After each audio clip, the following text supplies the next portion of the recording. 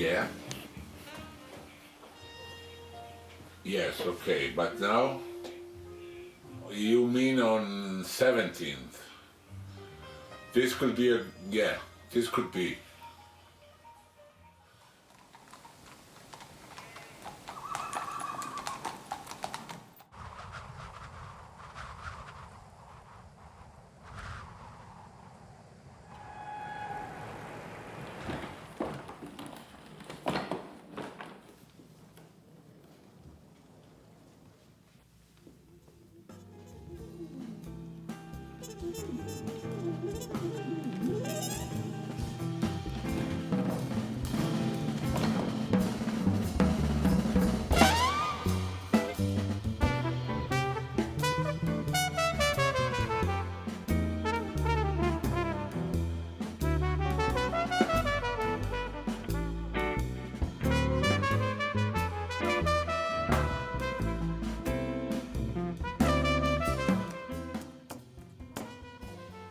Please take in mind that on 16th, Paolo will play for 2 days on 14 and 15 close to Firenze.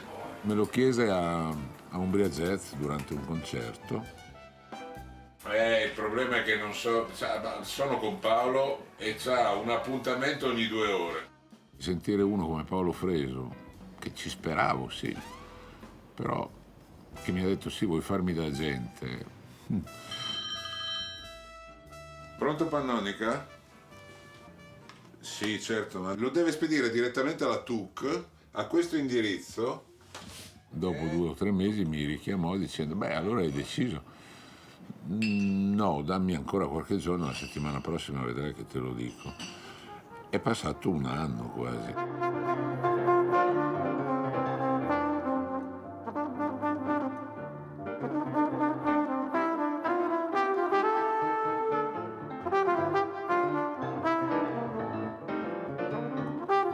C'era in me all'origine questa voglia di scoprire attraverso il viaggio e poi di capire che dietro questa musica appunto c'erano diverse ragioni per poterne fare realmente la musica della mia vita.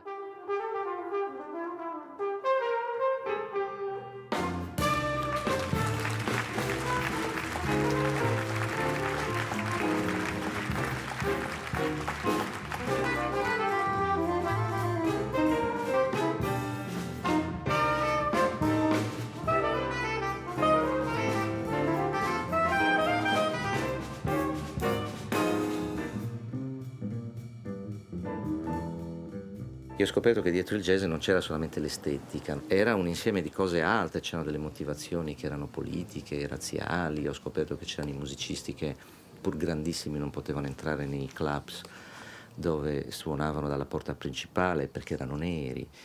E quindi ho capito che questa musica poteva essere la mia musica, nel senso che potevo portare all'interno della musica che stavo scoprendo tutta una serie di cose legate alla vita, al rapporto col prossimo, al quotidiano, motivazioni che erano dalla parte dei perdenti e non dei vincitori. George Gershwin, but not for me.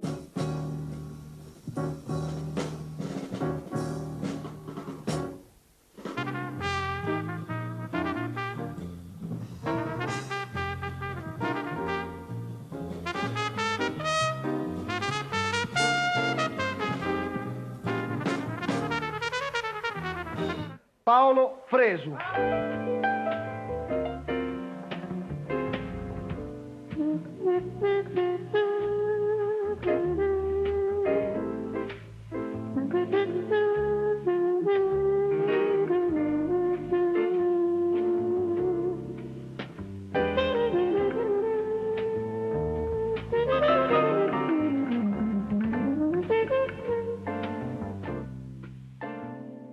Un anno dopo circa incontrai di nuovo Paolo, sempre a Umbria Jazz, e gli dissi: Adesso ho deciso di farti da manager, ma non solo da manager, di più.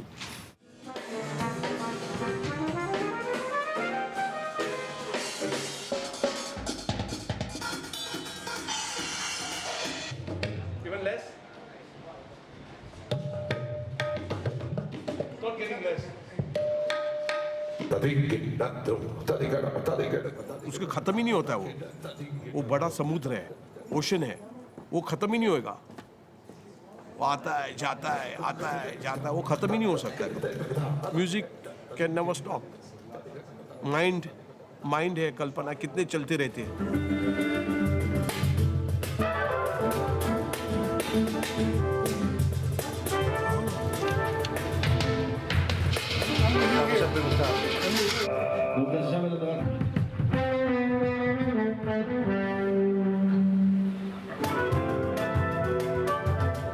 You can stop music, so it flows. You have to know how to take it. And upyog means use, proper use for your own benefit and the benefit, spiritual benefit and the benefit of other people.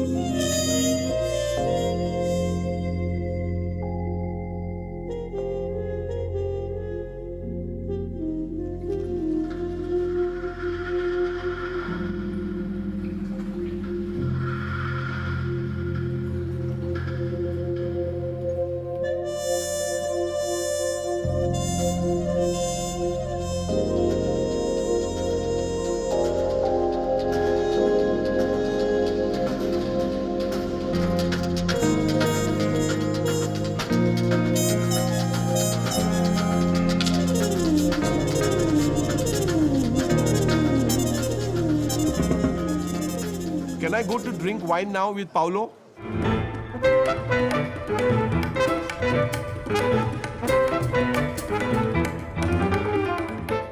Pero lo interesante fue el día que toqué solo en una montaña, afuera de una iglesia.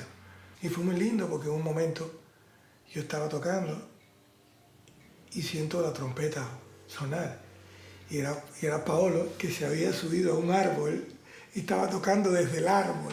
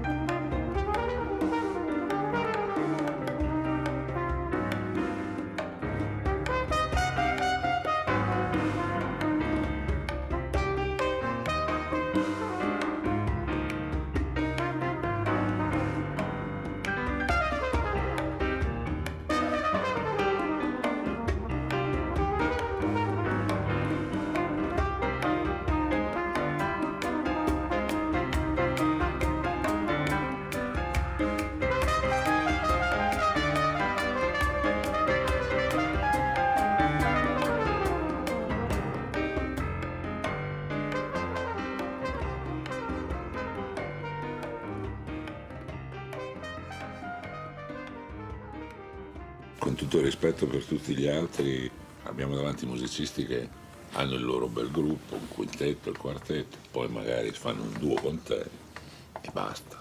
E quindi mi diverto io a vedere lui come si contrappone con i vari musicisti, che possono essere giovani alle prime armi oppure nomi immensi. È una scuola bellissima, insomma. Poi hai i signori in tutti i sensi. Ralph Towner è un signore della musica, ma è come se fosse su un altare. When we got to the part, the trumpet part, when Paolo, the first three notes out of the horn, I knew right away that this person really had a sense of melody and what it meant to play the feeling in the music that I'd written, and I felt there was a real connection immediately, just after three notes.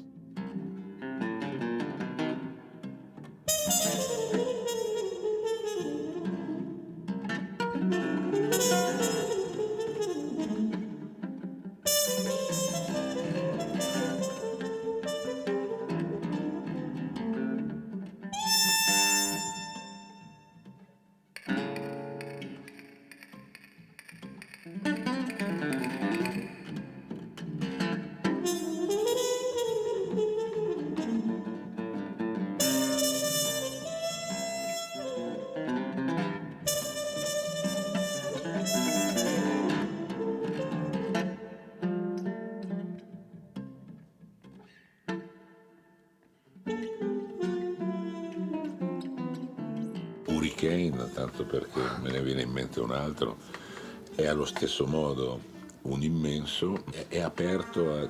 Uri è capace di suonarti disco music, musica brasiliana, pezzi di Mahler. Anche il progetto barocco che avevano fatto. Esatto, era incredibile. Monteverdi, quindi sono mondi totalmente differenti.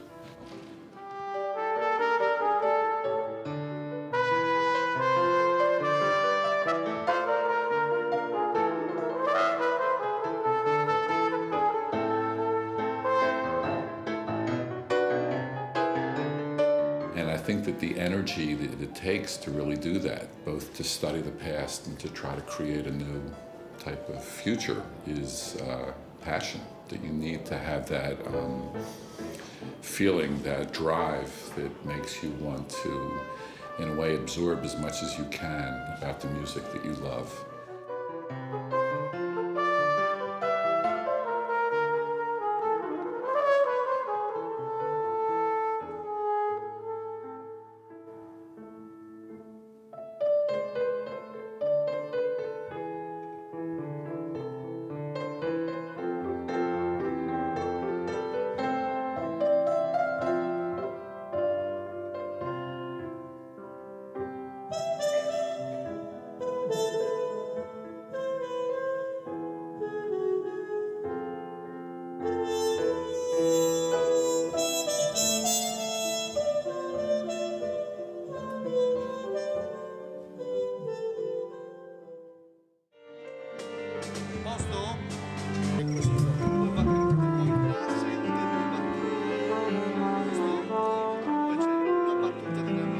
La sua serenità, lo stare in silenzio. Io quando l'ho conosciuto siamo usciti per mesi, veramente come due amici, ma c'erano dei silenzi lunghissimi e io ero imbarazzatissima, a parte che comunque sono anche abbastanza timida, ero molto imbarazzata. Non capivo, io sentivo il disagio, mentre poi col tempo ho capito che quello era un silenzio dell'essere rilassati e del sentirsi proprio bene, perché comunque il suo modo più naturale è quello di suonare per esprimersi, e quindi... Va bene?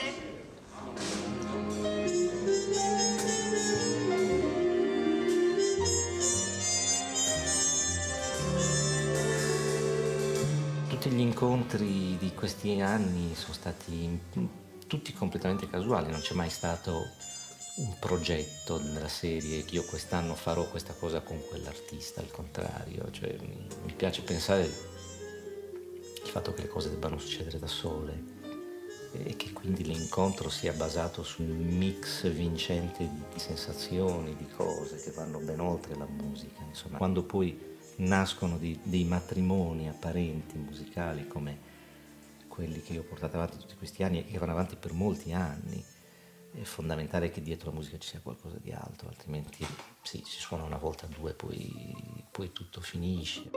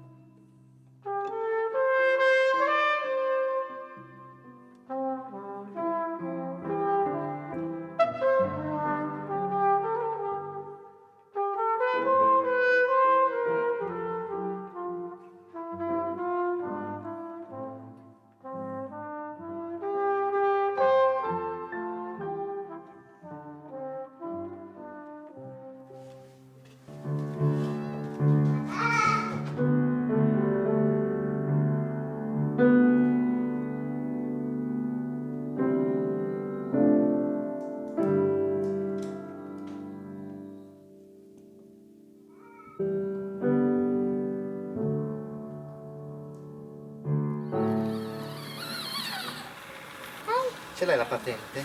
Sì. Fai vedere. Scaduto.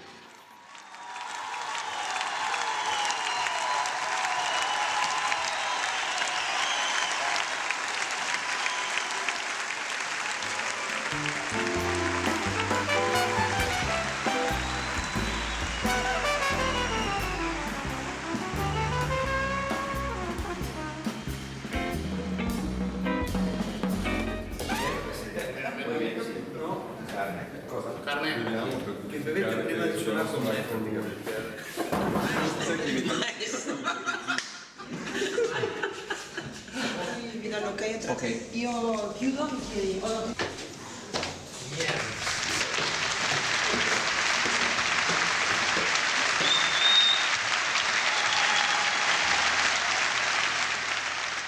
Uno dei racconti magici e misteriosi, quasi da Edgar Allan Poe oppure da Hitchcock, è relativo ai primi anni di tournée di Paolo, che venivano fatti in Sardegna, in tutti i paesi dell'interno, eccetera.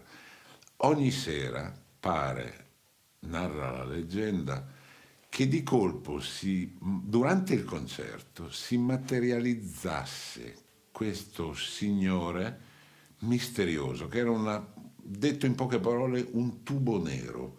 Era nero dalla coppola a questa barba nera folta, a questo maxi cappotto in lana pesantissima, completamente nero, col bavero alzato, quindi veramente un tubo nero, che di colpo durante i concerti si materializzava davanti a loro, davanti al gruppo che stava suonando e specialmente davanti a Fresu, e lo fulminava con lo sguardo facendo una cosa del genere.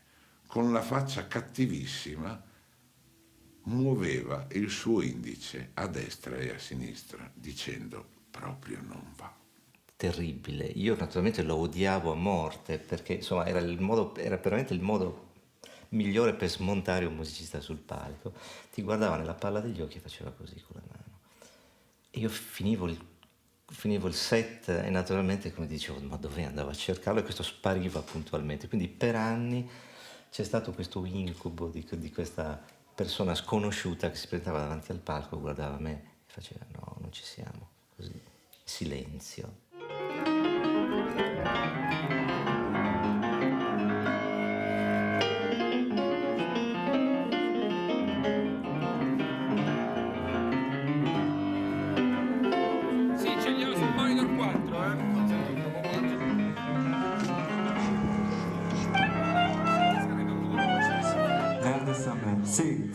Sì, oh.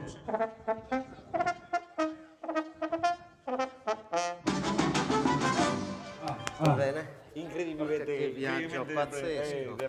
In piedi, nonostante. Incredibile. Abbiamo rifatto c'è stata una sorta di rimpatriata, siamo andati a suonare a Shanghai l'autunno scorso e non suonavamo da 3 anni insieme.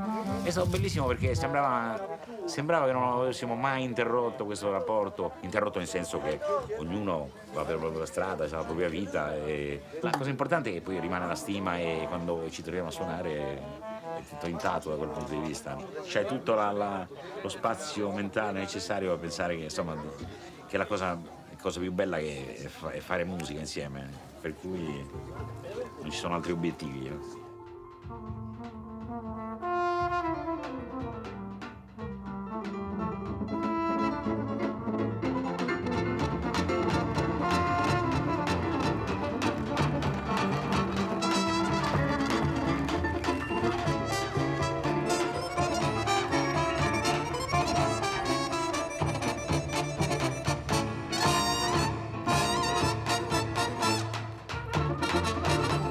Per me il jazz è stata una motivazione per scoprire il mondo. E non è forse casuale il fatto che poi la mia musica sia molto meticciata e quindi sia molto in relazione con le musiche del mondo, che siano quelle africane, che siano quelle del Sud America, della Bretagna, della Macedonia. Insomma, diciamo che ho capito a un certo punto che il jazz poi era una musica a 360 gradi che poteva viaggiare su tutte le vie del mondo e anzi che poteva proprio alimentarsi attraverso questa geografia immensa.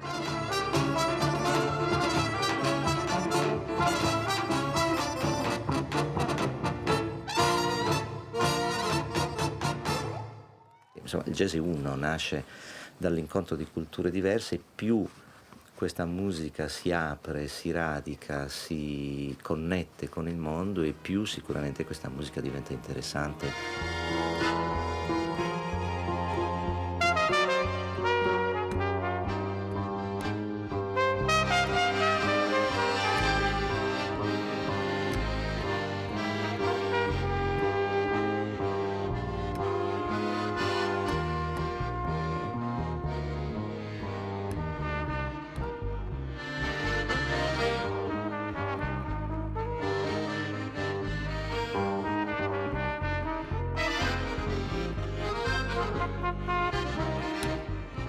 Poi la fisarmonica soprattutto, uno strumento non ha una grande storia nel jazz, un personaggio come Miles Davis non avrebbe mai chiamato un fisarmonicista nel suo gruppo, però Antonello come Ermeto e come pochi altri ha un approccio alla fisarmonica assolutamente innovativo, quasi devastante rispetto allo strumento, come se fosse una tastiera elettronica, ci canta sopra.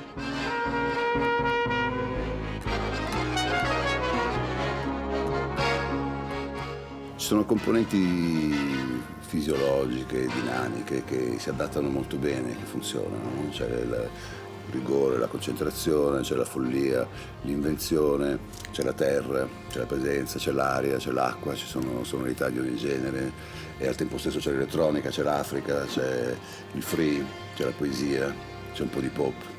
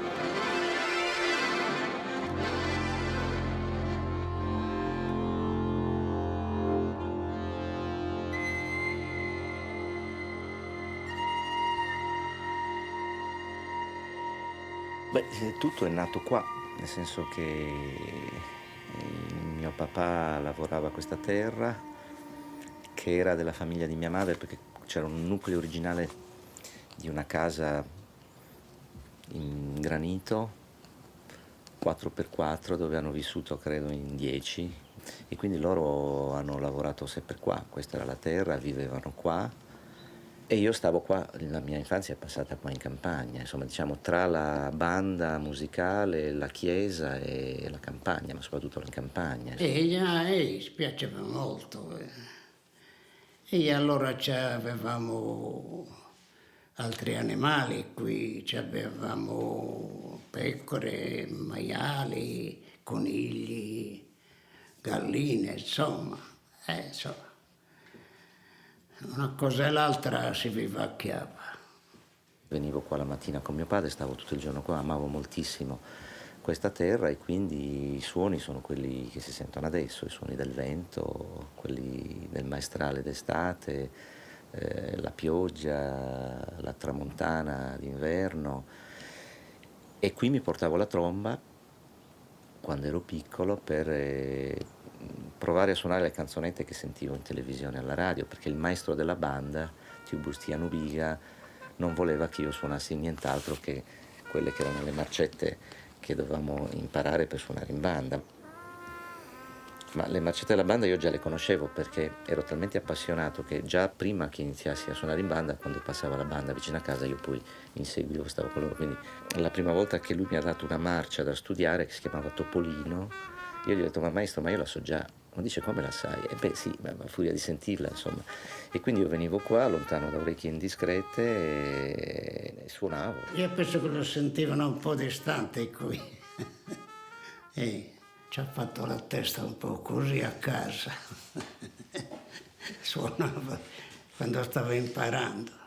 Quindi la campagna per me è tutto, cioè l'apprendistato, è la scoperta, il gioco, è il rapporto con i miei coetanei, che poi essendo noi una famiglia numerosa erano tanti cugini. Quando ci riunivamo, la tosatura, la trebbiatura, tutti gli miei amici e parenti. C'era sempre un buon motivo per riunirci, naturalmente questo buon motivo andava moltiplicato per il numero degli altri zii e quindi vivevamo la campagna tutti i giorni. Ci mettevamo a raccontare barzellette e si cantava anche e lui osservava sempre, se le ricorda sempre di quelle ricche canzoni.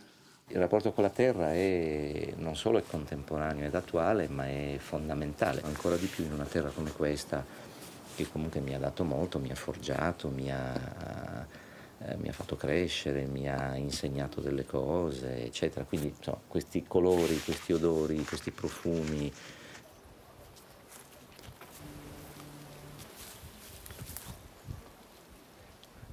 Per salire, eccoli, proprio queste. Per salire metteva le cose, queste tavole qui, e qui, e qui. Le chiadava, e ci rimaneva un bel po' e si divertiva.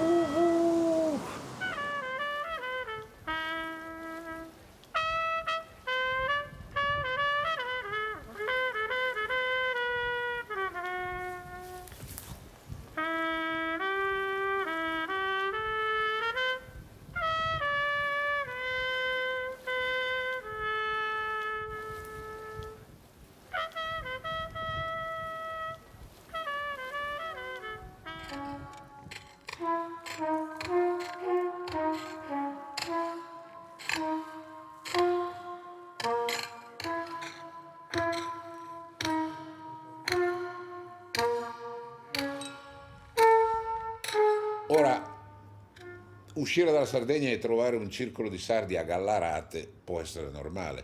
Trovarlo a Pechino forse è un po' meno semplice, però c'è, sappiate che c'è. Allora, ci invita a suonare in Cina e quindi a Pechino, l'arrivo, l'ambasciata italiana attraverso l'Istituto Italiano di Cultura.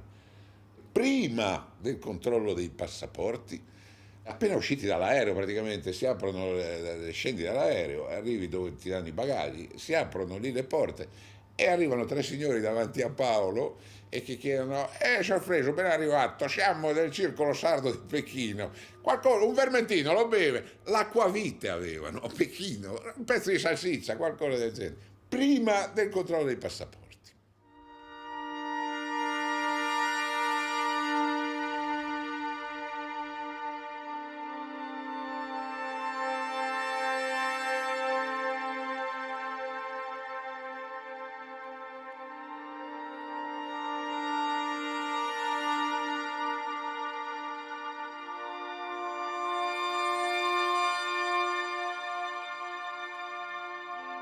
Io penso che questo rapporto che Paolo ha con la Sardegna, questo suo modo di portarsela appresso, ma senza retorica, anzi lui è molto ironico, molto divertente.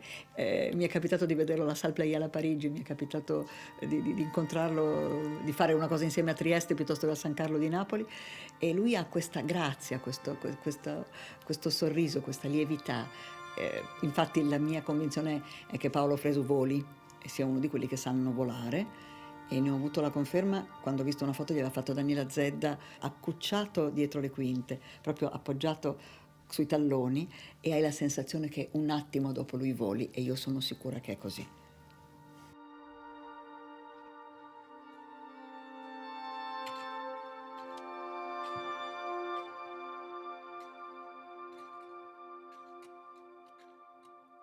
Passavamo sulla terra leggeri come acqua che scorre, salta giù dalla conca piena della fonte, scivola e serpeggia fra muschi e felci fino alle radici delle sughere e dei mandorli, o scende scivolando sulle pietre per i monti e i colli fino al piano, dai torrenti al fiume, a farsi lenta verso le paludi e il mare, chiamata in vapore dal sole, a diventare nube dominata dai venti e pioggia benedetta. A parte la follia di ucciderci l'un l'altro per motivi irrilevanti, eravamo felici. Le piane e le paludi erano fertili, i monti ricchi di pascolo e fonti, il cibo non mancava neppure negli anni di carestia, facevamo un vino colore del sangue, dolce al palato e portatore di sogni allegri. Nel 7° giorno del mese del vento che piega le querce incontravamo tutte le genti attorno alla fonte sacra e per 7 giorni e 7 notti mangiavamo, bevevamo, cantavamo e danzavamo in onore di Is. Cantare, suonare, danzare, coltivare, raccogliere, mungere, intagliare, fondere, uccidere, morire, cantare, suonare, danzare, era la nostra vita. Eravamo felici, a parte la follia di ucciderci l'un l'altro per motivi irrilevanti.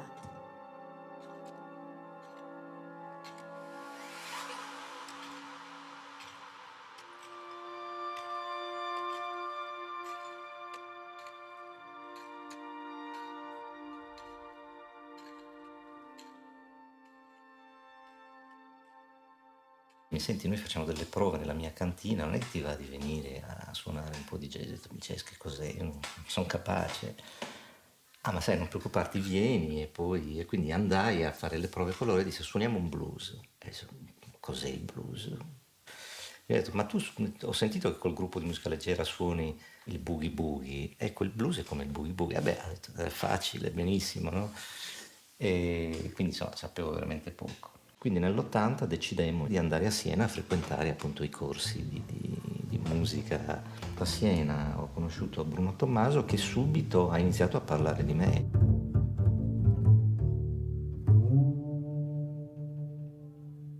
Ascolto questo ragazzino, direi, ma mi rendo conto immediatamente che il talento, ma soprattutto l'emozione che c'è dentro questo signore e che poi cerca di comunicare senza tanto sforzo, tutto sommato, viene anche spontaneo, è forte, è molto forte, è importante.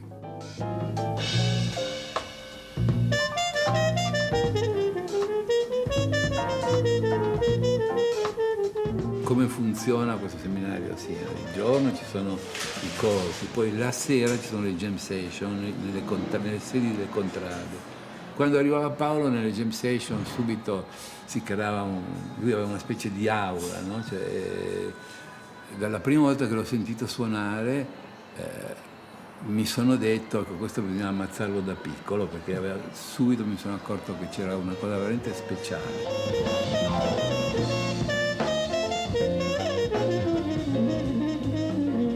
nell'82 ero ritornato a Siena con un folto gruppo di musicisti sardi con i quali facevamo un chiasso della Madonna fino alle 4, alle 5 di mattina.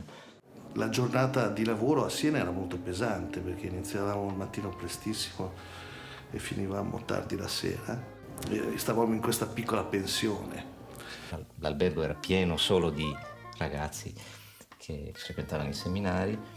C'era questa banda di sardi scalmanati che ogni notte facevano bisboccia. A un certo punto esce questo incazzato perso dalla sua camera. Perdiana, basta, cos'è tutto sto casino? E mi trovai di fronte a 4-5 persone allibite. E noi ci siamo zittiti, c'è stato un attimo di silenzio totale. E poi mi guardarono, io ero completamente nudo con un paio di boxer a pua rossi. Sì, e siamo naturalmente scoppiati a ridere, in modo talmente sincero che anche lui ha iniziato a ridere. Lì è nata poi la nostra amicizia, abbiamo formato il primo gruppo con Roberto Bellisecchi, eccetera, eccetera, e oggi Roberto continua ad essere parte del quintetto che è nato poi nel 1984 e che oggi compie quasi 30 anni, sempre con gli stessi musicisti, cioè con Roberto, Tino, Ettore e Attilio. Insomma, quindi quella è stata probabilmente il primo incontro importante dal punto di vista musicale della mia vita. Io quando ci siamo incontrati ho suonato con voi, mica perché suonavate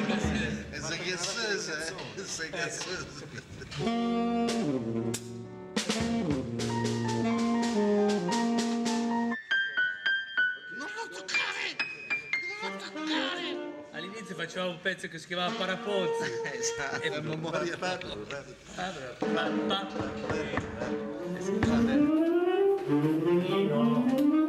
Tino, basta. Dov'è Ettore?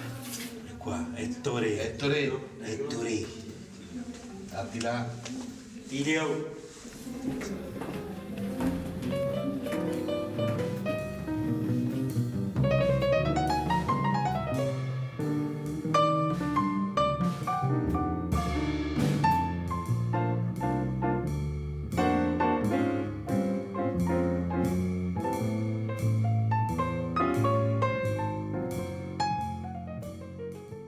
Profondo senso di completezza, devo dire, di appagamento delle attività percettive, circondato completamente dal suono. Ho imparato a godere di questa cosa, del suono mio, degli altri, e a razionalizzare il mio modo di suonare, il mio suono rispetto a quello degli altri.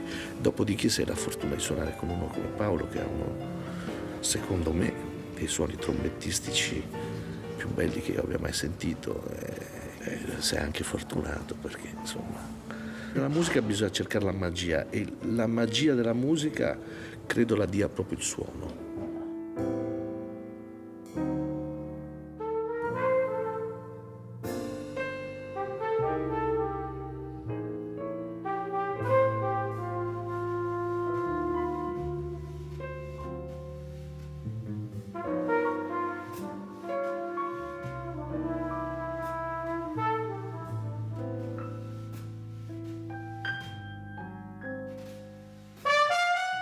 Tino Tracanna invece con Attilio Zanchi l'ho conosciuto in una stazione di servizio dell'autostrada Milano-Venezia e aspettavano lì Franco D'Andrea.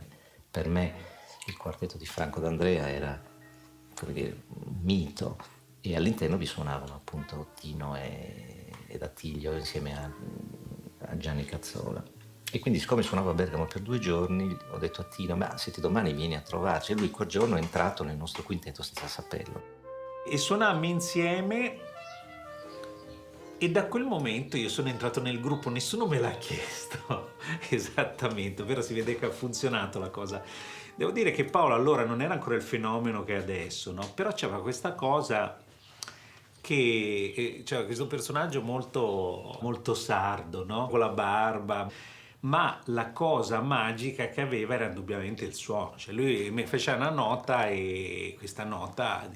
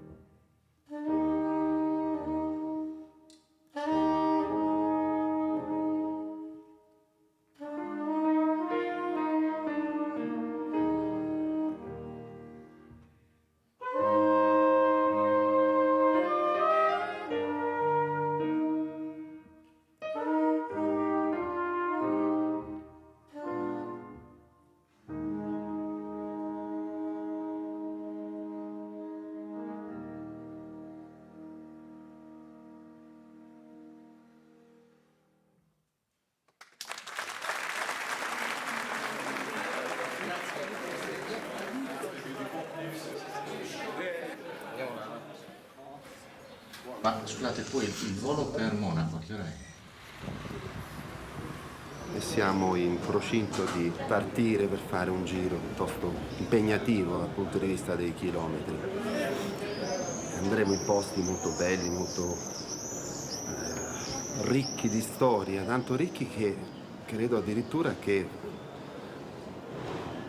di aver visto delle cose storiche dove appare una statua che assomiglia assolutamente a Fresu, in Indonesia, in questi posti del Borneo, è importante, forse più della Sardegna, e questa cosa porterà nuova linfa soprattutto a lui, in quanto verrà poi dignificato, verrà trattato come un dio in terra, ma anche noi che saremo poi giustificati a stare al suo fianco come degli assistenti.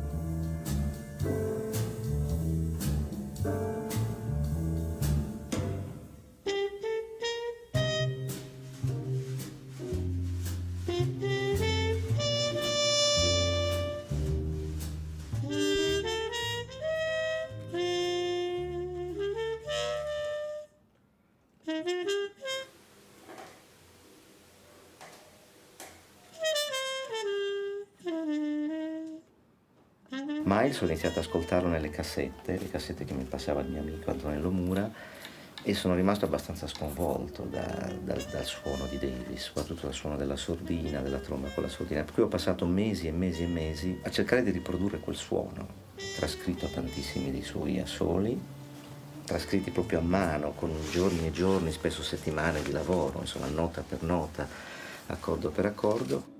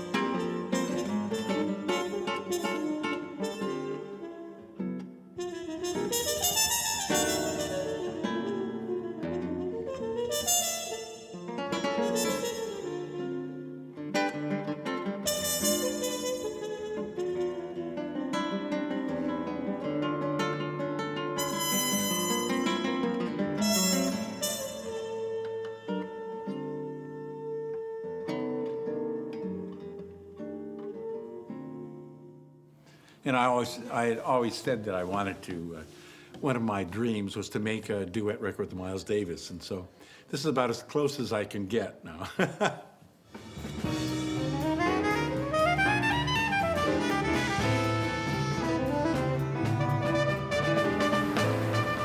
Oui, nous, c'est Paolo.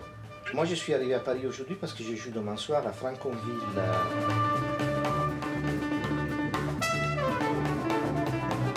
Ricordo che la prima volta fu nell'88, nell'autunno dell'88, e suonavamo per una settimana in un club piccolissimo di Parigi, si chiama Le Petit Opportun, ma veramente piccolo, io non ho mai visto credo un club di jazz così piccolo, con una cave vicino a Châtelet, piccolissima, adesso non ricordo quanta gente ci stava, ma forse non più di 30.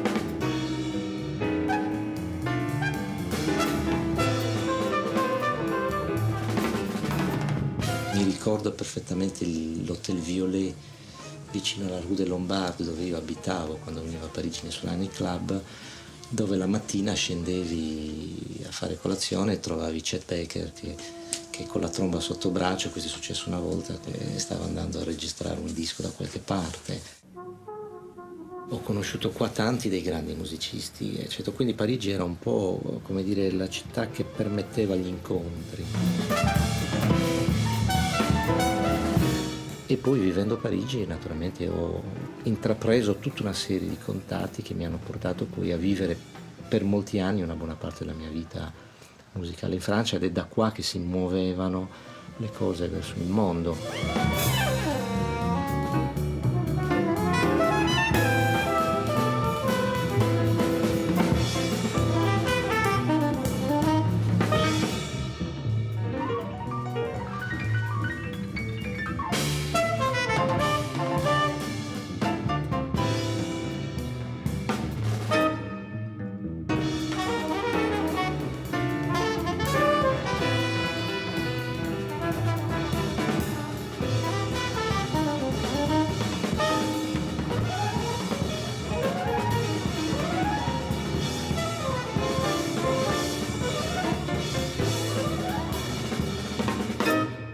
Alla fine di un concerto arriva questo ragazzo tranquillo, normale, non parlava dialetti particolari, che ha detto: signor Fresu, scusi, mi permetta una parola? Prego, Paolo, sempre molto disponibile. Alla fine, posso fare una domanda per me importantissima? Mi dica. Senta, signor Fresu, ma il jazz, le note, le ha?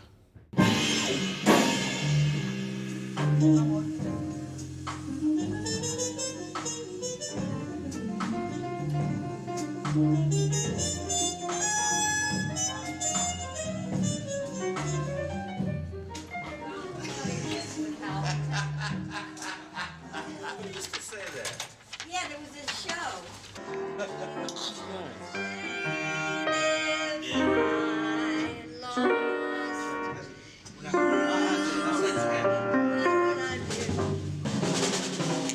What is this? What's that? Then lucky to be me. Just think if winter comes. Questa è in corso. No, appena messo modo. 3 minuti fa. A meno che si gira da solo, magari Adesso ci guardiamo. magari bisogna bloccarla. Aspetta che suoniamo io e te. Poi il pezzo però ha anche una seconda pagina. Questa l'hai già scannerizzata.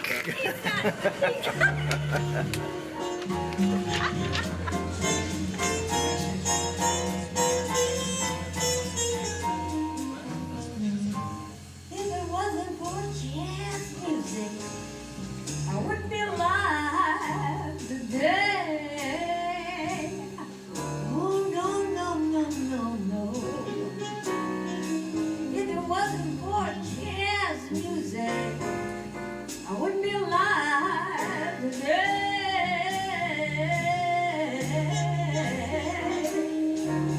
Because back when I was just a skinny little teenager by the nickname of Jeannie Dawson, running down on John R. in Detroit, Michigan to buy all those 78 records so I could hear all those great bebop musicians. I wouldn't be up here at 82 years old singing with Paolo Fresu. He's wonderful, Paolo Fresu. Give him a nice hand for the man. Roberto Capelli on piano, give him a hand, a nice young man. How about Billy Drummond on the drums, magnificent drums, give him a hand. He's such a wonderful young man.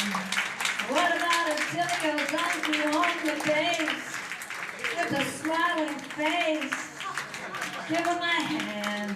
He's such a handsome man. I wouldn't be up here at 82 years old, feeling like I'm 12, singing for you and thanking you all very much tonight.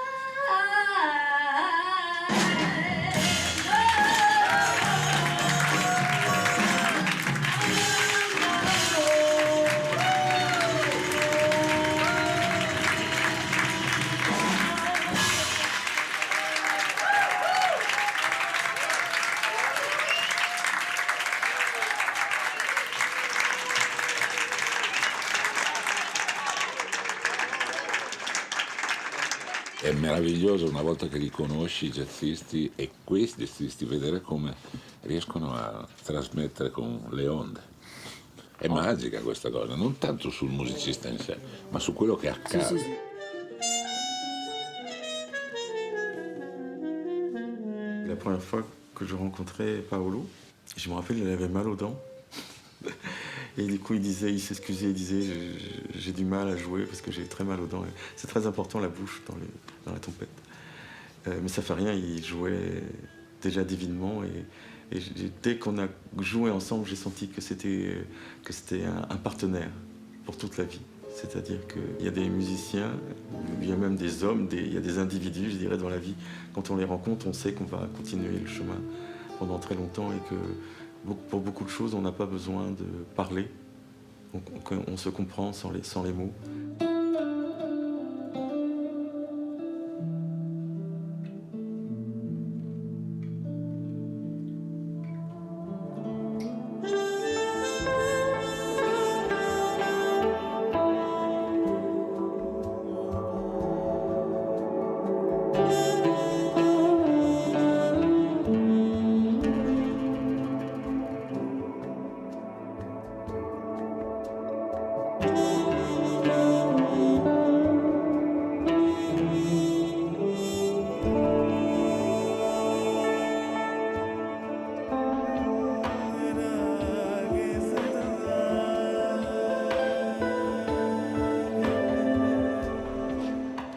I believe that we belong to a family.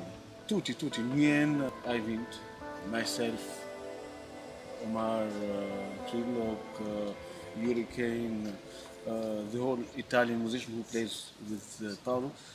I think this is a big family. And Paolo is like the father and mother who bring everybody together. Knallbra band som jeg har vært så heldig å få spille med i 10 år. Veldig kult. Paolo, Gaffer, kjernkarer. Fint. You speak Norwegian? You understand? Yeah, I understand everything, yeah. Fint.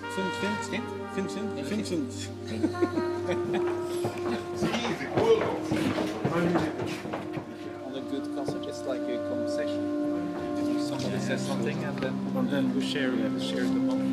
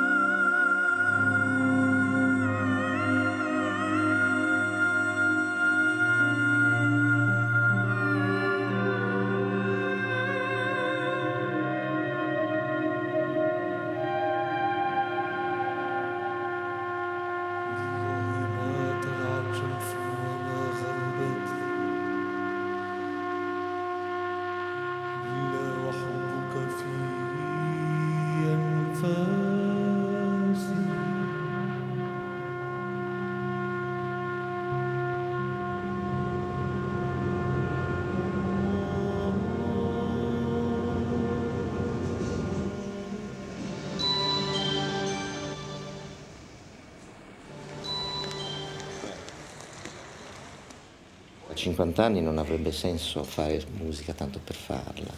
No, certo, la musica è fondamentale, non riuscirei a vivere senza, c'è una ricerca complessa, c'è un qualcosa che c'è una linfa che ogni giorno ti nutre, ma sempre di più sento questa necessità di fare della musica uno strumento altro, che è di scoperta in primo luogo, ma anche di riflessione. Ecco, quindi il futuro per me da artista dovrà essere quello di dare sempre di più un senso alle note, perché altrimenti queste poi si perdono.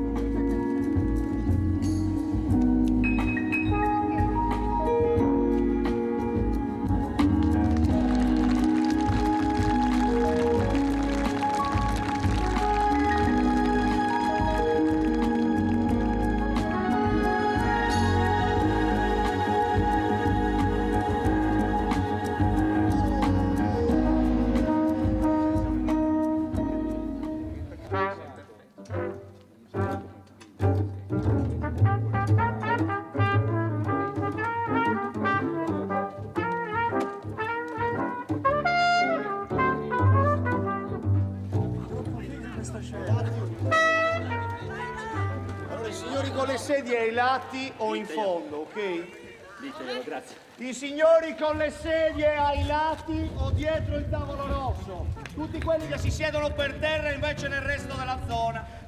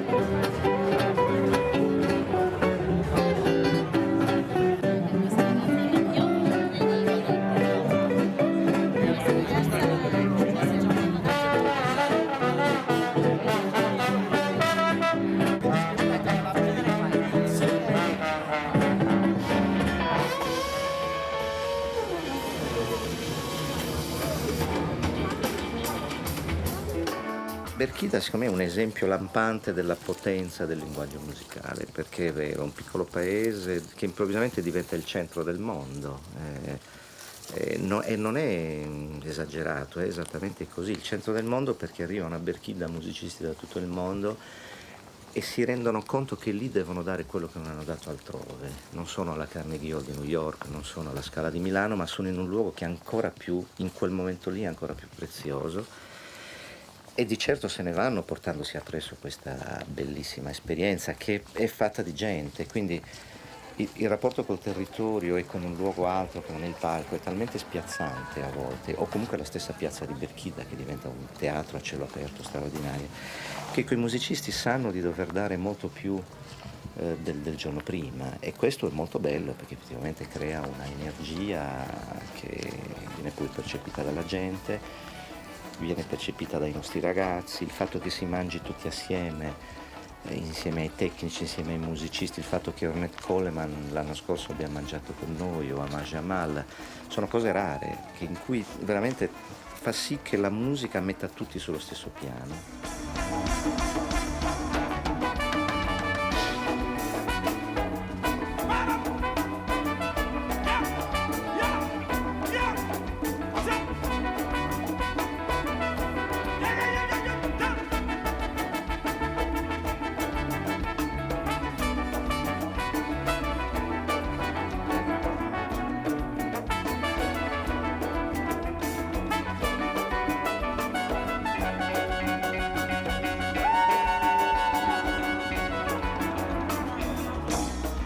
Con Paolo vuol dire appunto dividere una fetta di vita e provare delle esperienze, delle emozioni incredibili. Abbiamo la fortuna di avere questo gruppo con cui giriamo il mondo. Ora andremo in Argentina, in Uruguay, siamo stati in Colombia, in Australia, in Macedonia, in Libano, siamo stati veramente dappertutto.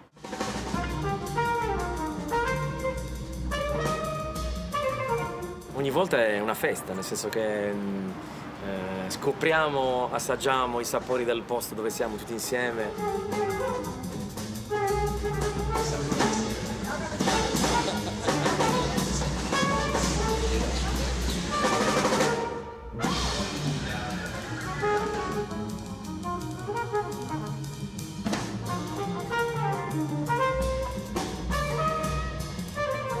La forza di Paolo è che, per quanto mi riguarda, io non ho cambiato una virgola del mio modo di suonare, tuttavia mi sono plasmato intorno alla sua musica e a quello che lui voleva che io suonassi.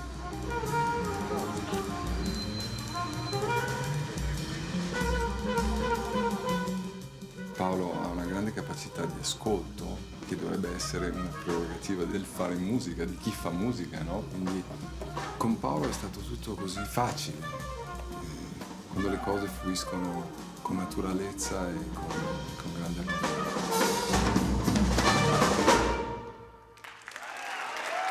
primo viaggio per la musica è stato andare a Monti, che è il paese vicino a Berchida, a 15 km. Non ero mai uscito da Berchida.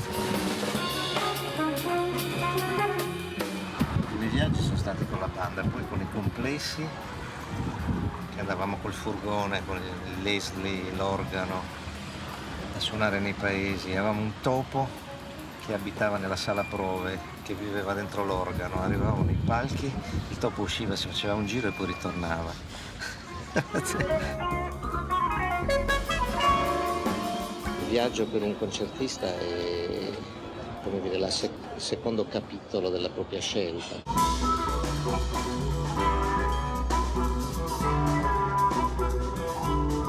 Perché le sensazioni emotive, olfattive, visive si amplificano all'ennesima potenza, quindi è inevitabile che di quei viaggi ti debba rimanere un qualcosa di realmente forte che poi marca anche la musica.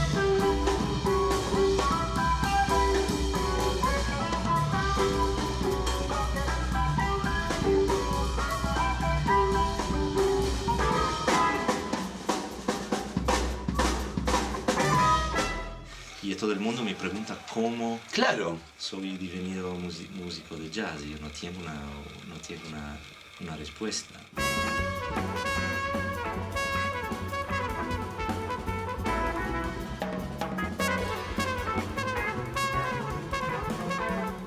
È bello il fatto che tutto, almeno per me, sia in funzione della musica. Anche il fatto di prendere un aereo, È musica anche quella.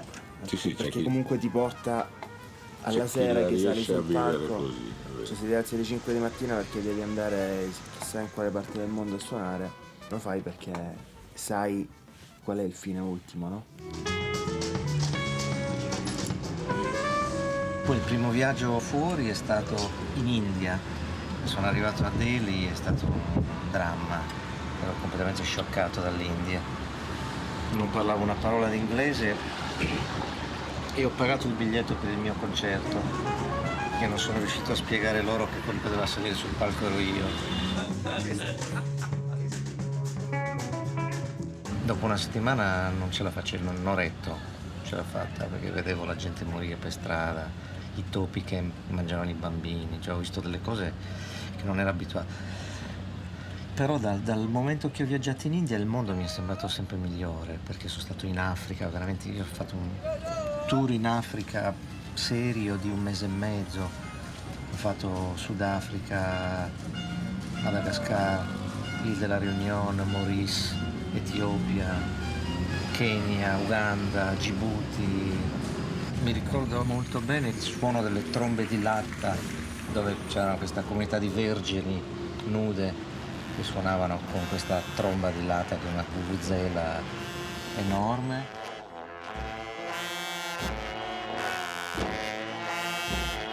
E beh, i suoni sono poi la cosa che rimane di più, no? Una musica che magari non ha necessariamente un riferimento con quello che hai vissuto, o sì, dipende. Però comunque in quel momento la stai scrivendo perché hai vissuto quell'esperienza, quindi quella musica diventa pregnante perché si riempie comunque di contenuti.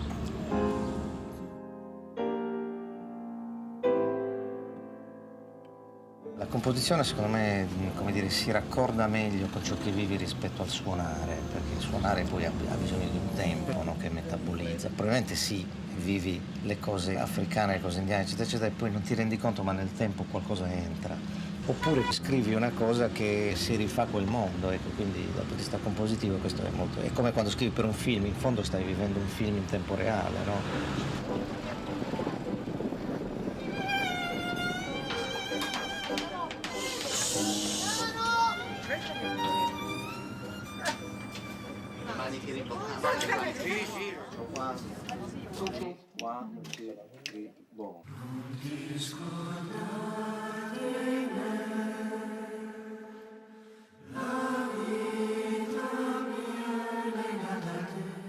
Io ricordo che proprio per il film 100 chiodi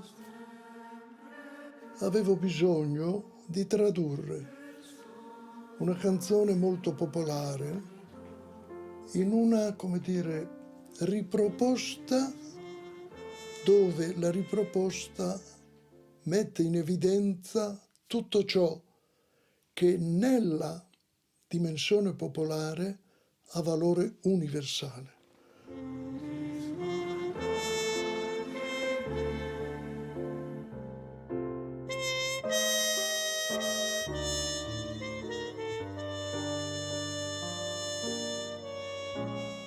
E avendo udito di Paolo Fresu la sua straordinaria qualità di musica planetaria come il jazz.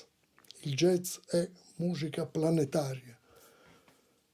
E quindi non sospettavo che avesse conservato, e questo va tutto suo merito, quel dato originario e originale che lo ha formato.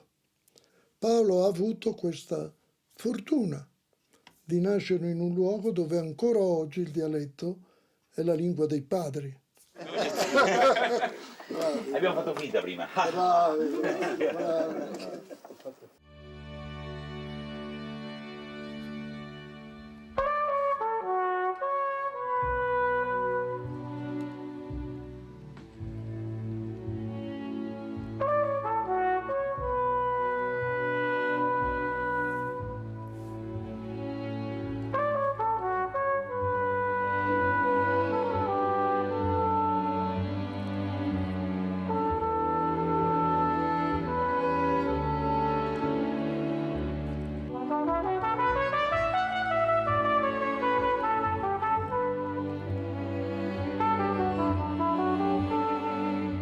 Ora non stiamo qui a fare la storia di Sua Santità Paolo Fresu, ma volenti o no, che piaccia o meno, bisogna riconoscere a un artista come lui di essere riuscito ad abbracciare dei campi che non è assolutamente scontato o facile abbracciare. Possiamo snocciolare un sacco di punti potenzialmente critici nei confronti di un artista che fa così tante cose diverse. Il mistero, la magia, il miracolo forse di un artista come Paolo è dovuto al fatto, uno, di essere un onnivoro totale, davvero, ma è anche poi vero perché mangia veramente di tutto quest'uomo.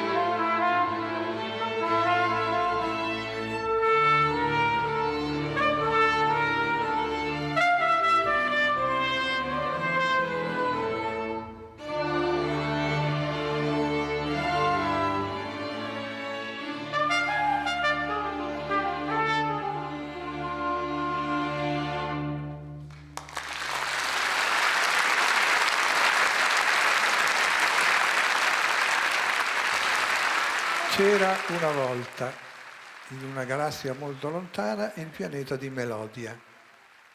Su Melodia gli abitanti erano tutti strumenti musicali o creature con parti del corpo simili a strumenti musicali, o esseri capaci di emettere suoni e rumori in modi mai visti né sentiti altrove. Potete quindi immaginare qual era il rumore di una città come Melodia, le conversazioni, i litigi, le frasi d'amore, il traffico, tutto era in musica. E anche di notte si russava in musica e si ballava.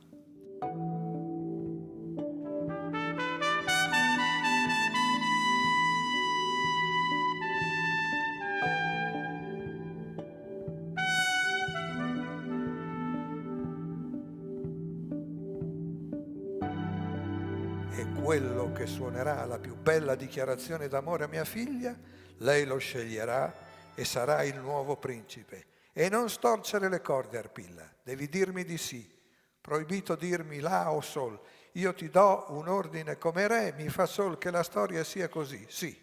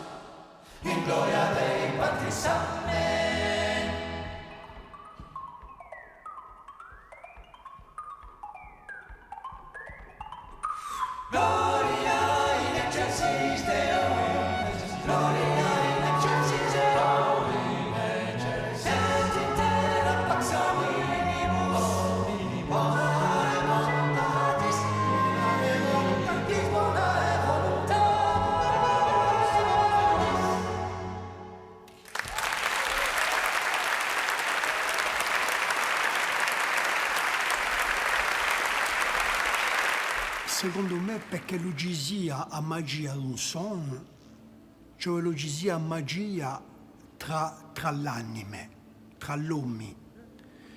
E Paolo, secondo me, e Daniele si sono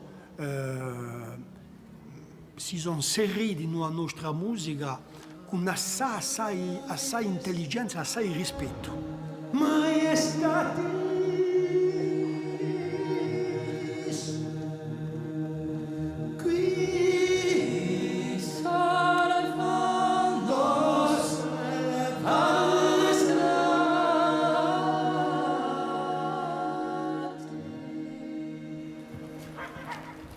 A quest'ora toccava andare a Berchetta, a sala di musica, e non ne perdeva nemmeno una.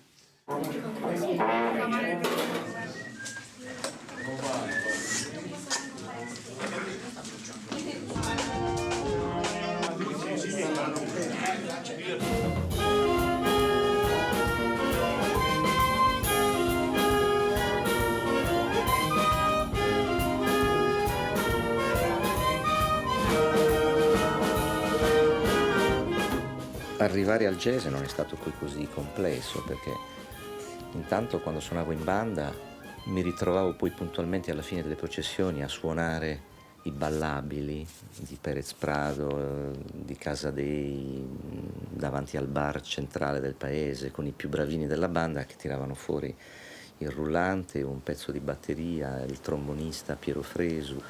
Poi c'è stato il periodo dei complessi che suonavano nei matrimoni, che suonavano nelle feste di piazza, e da lì arrivare al jazz è stato facile. Le prime cose erano i Nucleus di Ian Carr, quindi il primo jazz rock britannico, che provavamo a suonare nelle feste di piazza. Ogni tanto suonavamo queste cose, poi la gente smetteva di ballare, si guardava intorno un po' stupita, fino a quando non veniva il presidente del comitato e ci diceva: tornate a suonare per strada, altrimenti non vi paghiamo.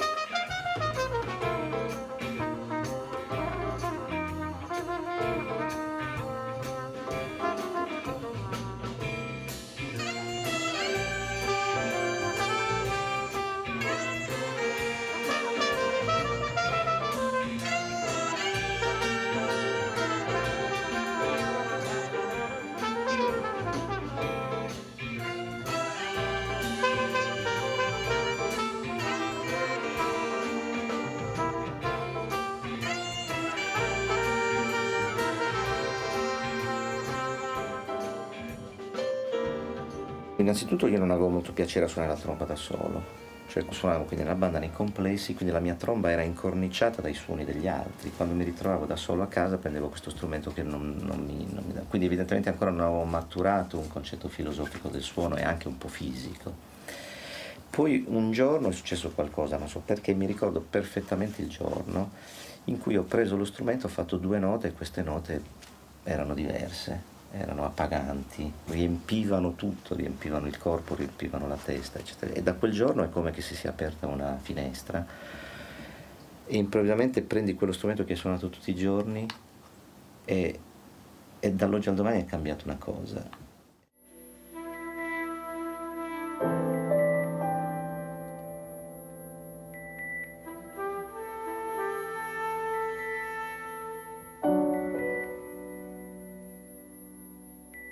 Mi sono trovato improvvisamente all'idea della interiorità del suono più che quella dell'esteriorità. Ecco, fino ad allora avevo vissuto il suono come qualcosa da proiettare verso l'esterno e quindi da condividere con gli altri, ma nel senso non cosciente.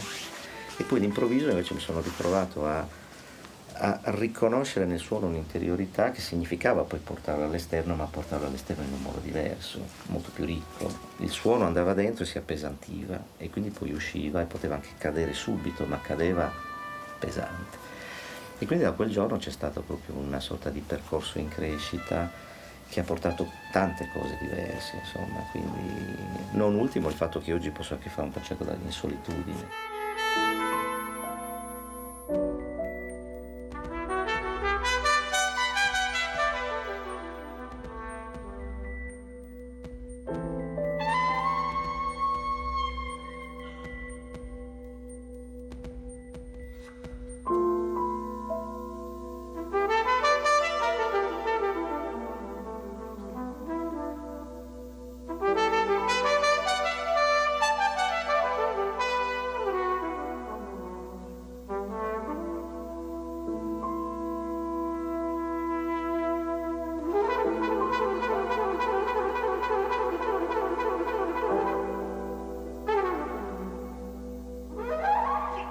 Many, I would even say most jazz musicians are concerned with communicating information, you know. The very advanced person playing knows a lot about G7 or C7, and it's possible to build triads on top of this basic chord. And it's a very advanced science, but it's kind of without blood. There's no blood to it at all. And what I heard immediately in Paolo is that he wasn't doing this. He was concerned about singing, you know, and about telling his song. Just okay, he's telling you something about his life. You know, he's telling you about when I was a young boy. Sicuramente la mia vita, sì, è vero che è passata sui palchi del mondo, che passa sui palchi del mondo, ma è passata prima ancora sulla terra delle campagne.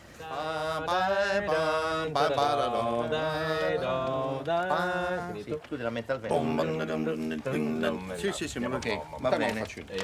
Allora, chitarra, to? Scrivetelo. Allora. Che tempo useste? In 13.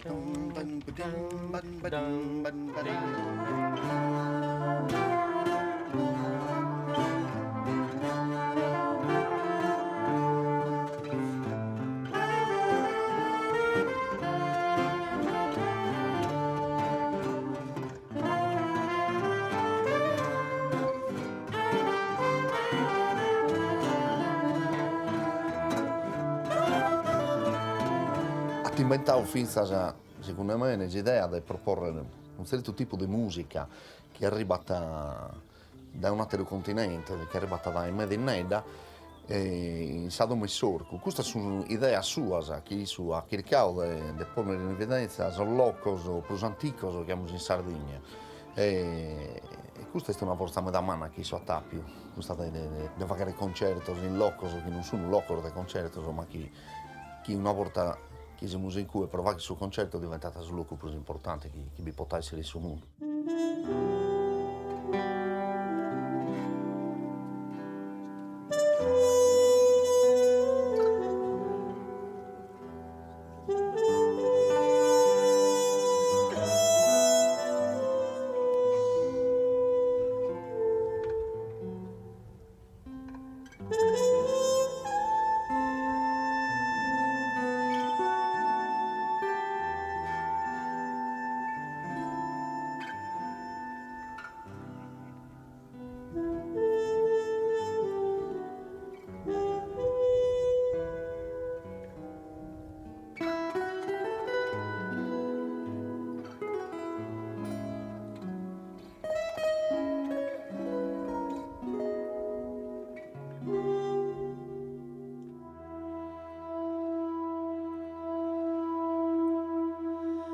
Quando attraverserà l'ultimo vecchio ponte, ai suicidi dirà, baciandoli alla fronte, venite in paradiso, là dove vado anch'io, perché non c'è l'inferno nel mondo del buon Dio.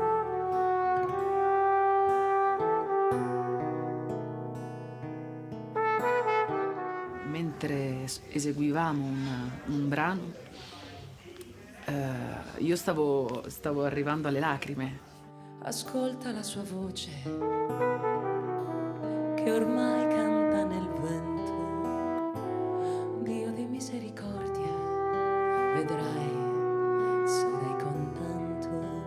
Dio di misericordia, vedrai.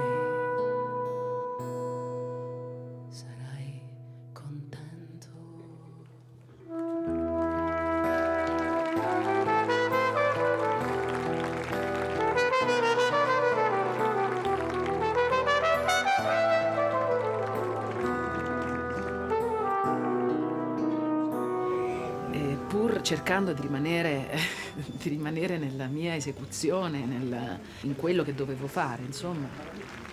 Io sono stata rapita, per cui non ti accorgi nemmeno che sei già fuori dall'esecuzione e sei dentro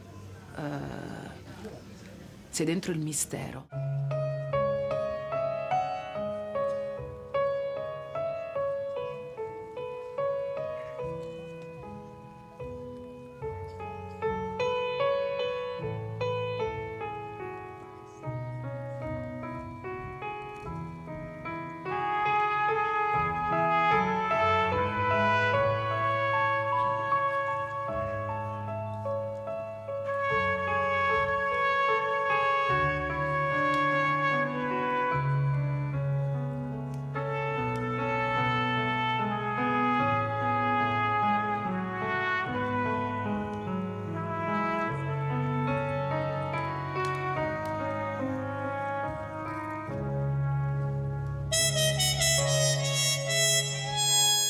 fondo lui fa vibrare l'aria e io muovo l'aria in un certo senso, è come una tridimensionalità, il suono si propaga nell'aria e il movimento anche, e quindi c'è questa comunione, perché quindi va rispettato la terra, il cielo, quindi il ritmo, l'armonia e poi la melodia che sei tu, nella musica tramite lo strumento, tu tramite te che sei tu lo strumento, ecco.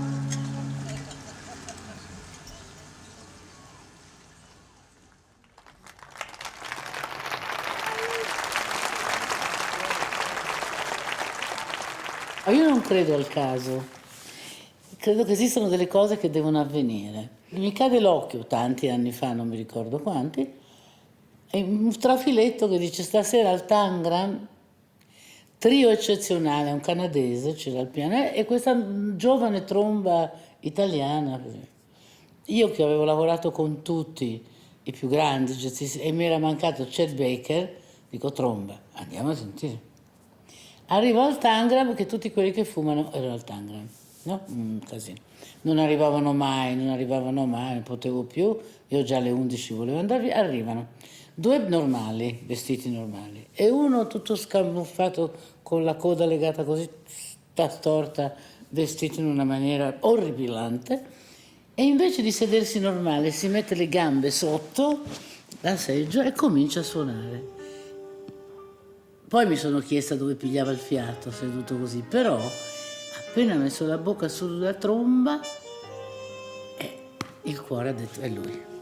È lui.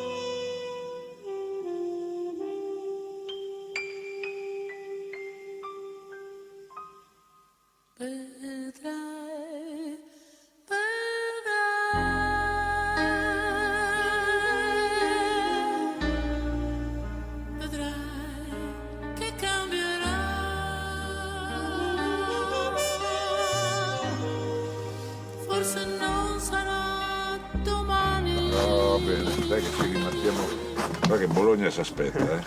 Ma Paolo ci sarà? Assai difficile.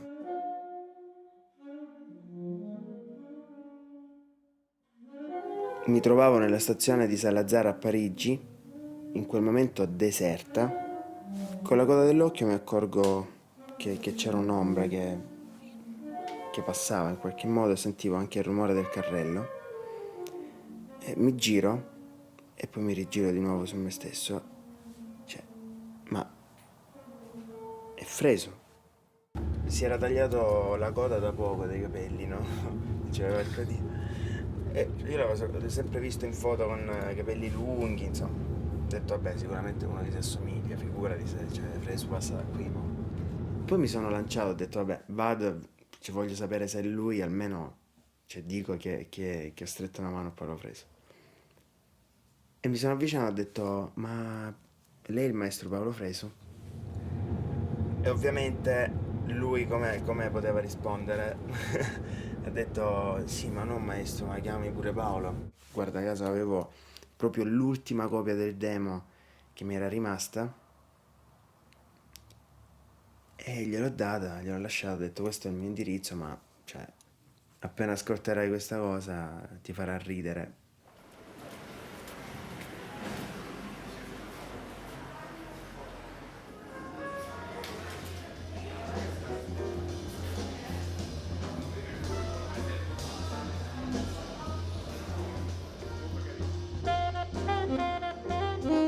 Il sogno mio che a 7 anni era fare qualcosa che mi rendesse libero. Paolo in questo momento l'ha realizzata per me. L'incontro con Paolo per me è stato l'amplificatore naturale della mia vita, ecco.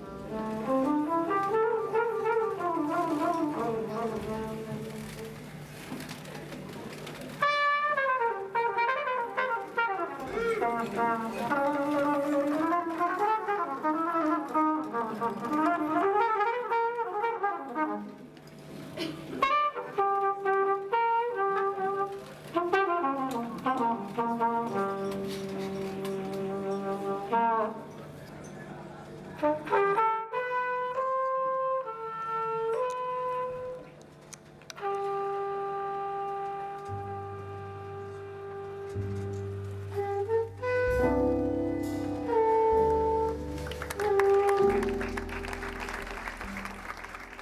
you see that music really is very meaningful to a lot of people. People love to talk about music, to play, to think about it, to argue about it, and it's great. It has as much meaning and inflection and all the emotions that a spoken language does. मेरे माँ से सीखा हूँ मैंने ये, जो कहती थी ऑडियंस और आप एक होना चाहिए. Ognuno prende ciò di cui ha bisogno, dà quello che gli altri necessitano. Il suo primo senso della musica è quello di essere sempre in uno sforzo per capire l'altro, per integrarlo, per comunicare con lui. Per me è una favola che vivo 24 ore su 24 da quell'incontro ad oggi.